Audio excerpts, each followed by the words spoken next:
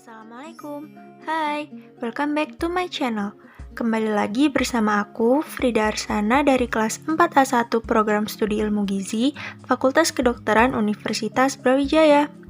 Di video kali ini, aku akan bahas mengenai analisa aflatoksin. So, buat kalian yang penasaran, stay tune terus. Yap, analisa aflatoksin. Aflatoksin adalah salah satu mikotoksin metabolit yang diproduksi oleh berbagai golongan jamur seperti Aspergillus flavus dan Aspergillus parasiticus. Aflatoksin memiliki 4 subtipe, yaitu aflatoksin B1, B2, G1, dan G2, di mana aflatoksin B1 merupakan tipe yang paling toksik dan yang paling sering dikenali. Aflatoksin dapat kita temui pada makanan, seperti pada gandum, kacang, jagung, dan sebagainya. Aflatoksin yang ada dalam tubuh manusia dapat menyebabkan penyakit kanker hati, hepatitis kronis, maupun aflatoksikosis. Kandungan aflatoksin pada bahan makanan dapat kita deteksi menggunakan metode ELISA, Enzyme Linked Immunosorbent Assay. Keuntungan dari teknik ini yaitu sangat sensitif dan spesifik dengan menggunakan antibodi. Selain itu, waktu analisanya juga cepat dan dapat digunakan pada sampel tunggal maupun banyak sekaligus. Deteksi kandungan aflatoksin bertujuan untuk mengetahui cara analisa aflatoksin menggunakan metode ELISA, sehingga kita dapat mewaspadai adanya cemaran aflatoksin pada bahan makanan. Prinsip analisa aflatoksin adalah menganalisis interaksi antara antigen dan antibodi yang terabsorpsi secara pasif dengan menggunakan konjugat antigen atau antibodi.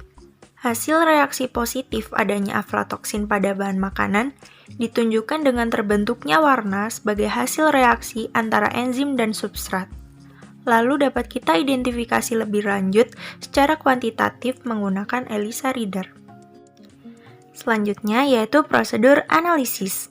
Sebelumnya, siapkan bahan dan alatnya terlebih dahulu. Alkohol 70%, Aquades, kertas saring Wetman, yellow tip, tisu, ELISA kit aflatoksin, dan sampel tentunya. Kemudian beaker glass, blender kering, timbangan analitik, gelas arloji, magnetic stirrer, pipet ukur, bola hisap, corong, Erlenmeyer, pipet tetes, tabung reaksi, mikropipet, dan ELISA reader.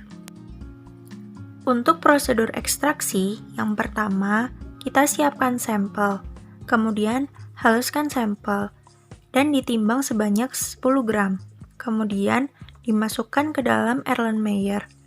Tuang pelarut yaitu alkohol 70% sebanyak 50 ml dalam tabung. Lalu aduk sampel selama minimal 2 menit dalam wadah tertutup menggunakan magnetic stirrer.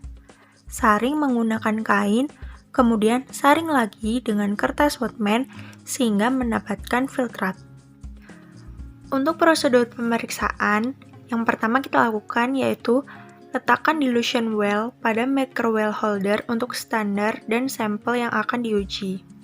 Kemudian letakkan antibody coated microtiter well pada microwell holder lain. Jika terdapat sisa, dapat disimpan kembali pada suhu 4 derajat Celcius. Lalu, masukkan 200 mikroliter conjugate ke dalam tiap dilution well.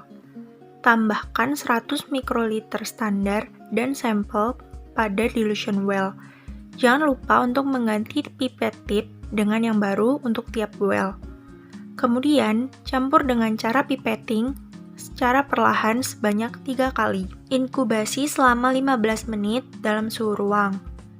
Tambahkan 100 mikroliter detection solution pada tiap well.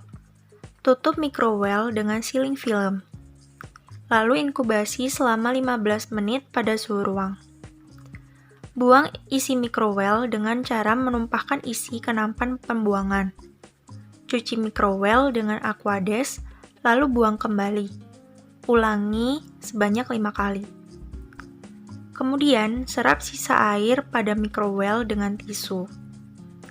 Lalu, tambahkan 100 mikroliter substrat reagen yaitu TMB substrat pada tiap microwell. Inkubasi selama 5 menit pada suhu ruang dan dalam ruangan yang gelap untuk tahap perubahan warna. Lalu, tambahkan 100 mikroliter stop solution pada tiap microwell sesuai urutan pemberian substrat. Kemudian, baca optical density atau OD tiap microwell dengan microplate reader pada filter 450 nanometer. Catat OD-nya. Lalu buat kurva standar dan persamaan linier sebagai kadar aflatoksin standar, agar dapat menghitung kadar aflatoksin sampel. Oke, segitu dulu videoku kali ini. Terima kasih banyak buat yang udah nonton sampai habis. Semoga bisa bermanfaat bagi kalian dan mohon maaf apabila ada salah kata.